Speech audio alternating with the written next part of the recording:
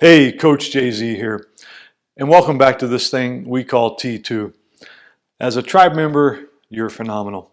This is the information about programming for the week of October 5th, and that is the second week of our second month of the 3-month endurance training block, which we're doing this fall. And in October, we're going to have a 5-week month. So just wanted to give you a heads up on that. Now, what we're doing in this second week is we're in our accumulation phase. So we're very subtly increasing the volume of training. But the way we're doing so will actually cause a moderate increase in workload. So that's what I'm going to go over today. And what you'll notice is there won't be too many changes from how we set things up last week. So if you still have any questions regarding exercise technique or some of the nuances with the movements, feel free to refer back to last week's programming for that video with the demonstrations. And what you'll notice in the document, the table that we have, is that the changes are bolded, so they'll be easy to recognize and you can kind of go right to where you're going to make the increases for this week. And I have that here in front of me as well. So we'll begin with talking about workout A1. Really only one change there. You're still going to have the 10-minute walk to warm up, but then once you get into the main sets, instead of doing 15 minutes at level 1 and 15 minutes at level 2, we're now going to do 10 minutes at level 1 and 20 minutes at level 2. So it's 10 plus 20. That's separated with a 5-minute walk. The other thing that I put into the text regarding that workout was a simple breath test that can help you understand the 3 levels of intensity and make it way less complicated than some of the models out there. And it's simply this: as you're locomoting or exercising at level 1 and breathing, you're capable of having a conversation with someone and responding in complete sentences. At level 2, because you're breathing a bit harder and you're focusing a bit more, you're really only capable of making 4 to 6 word statements. And at level 3, which is really that high effort that we're putting out, really we're only looking at being able to utter 1 word as a statement or a response. And so you go from a sentence to a short statement to a word, and pretty much you can be sure that you're in one of those 3 levels when those things line up. So hopefully you found that helpful. So we do the 10 plus 20, 10 at level 1, 20 at level 2, a bit of recovery, and now those walking lunges are bumped up from 30 to 50.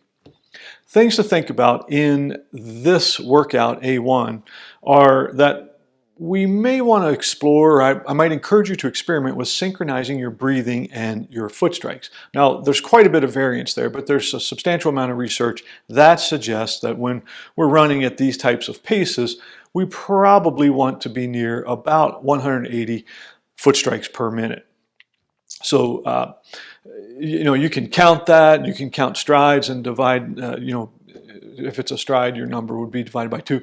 And you can come up with what your stride rate is and then experiment with making it, usually for most of us, a tiny bit faster and see if that improves both your pace and how you feel.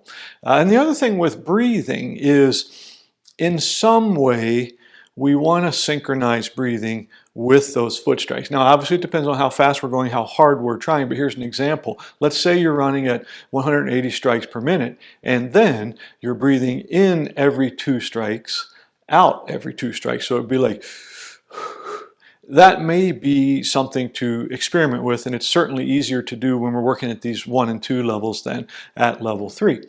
Okay, now, moving on to workout A2.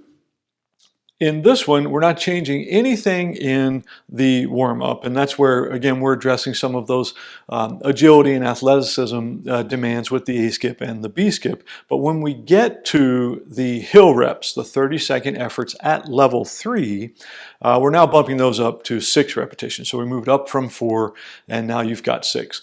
Again, I should suggest that you should rest as much as you need between the reps to be able to execute good quality. So try not to get locked into the mindset that you're rest period always has to be the exact same time with this workout. Expanding it over those last few reps is a great idea, because then you're sure to get the quality in your work bout or rep without the beat down, which we're not looking for right now.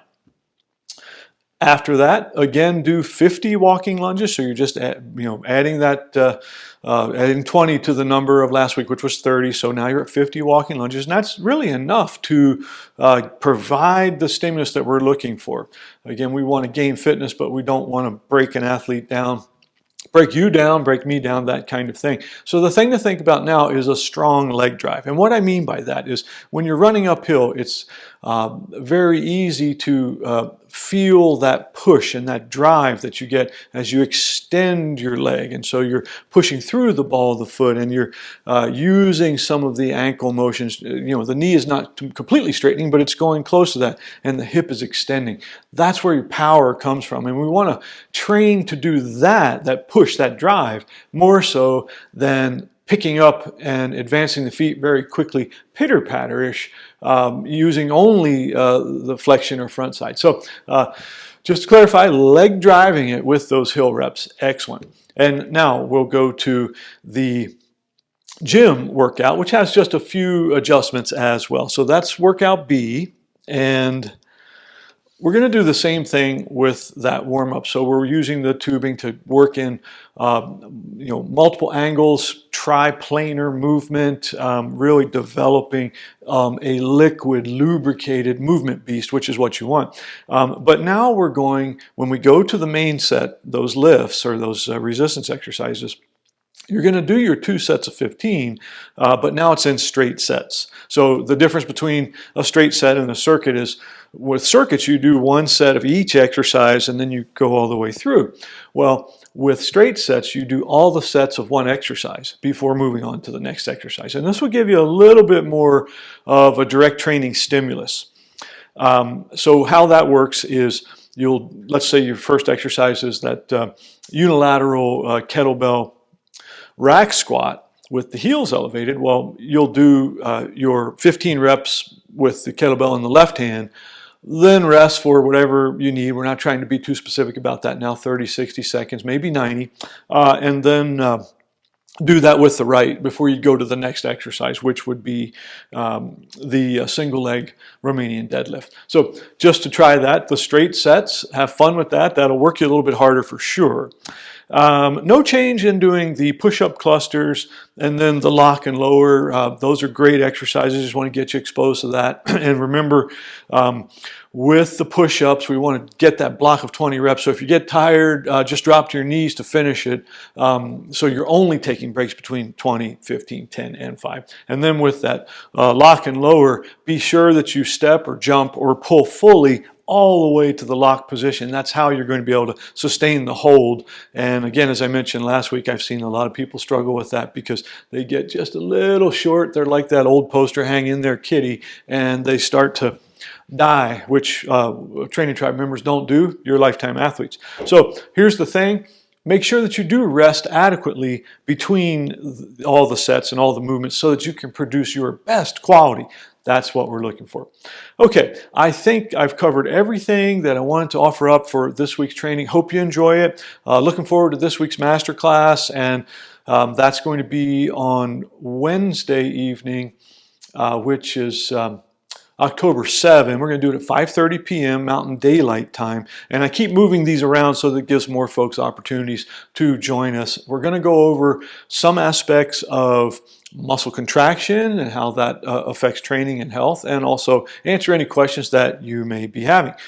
Please feel free to use the T2 forum. It's a great place to share information, questions, comments, and I'll get back to you on that very quickly. So thanks again, and have a great day.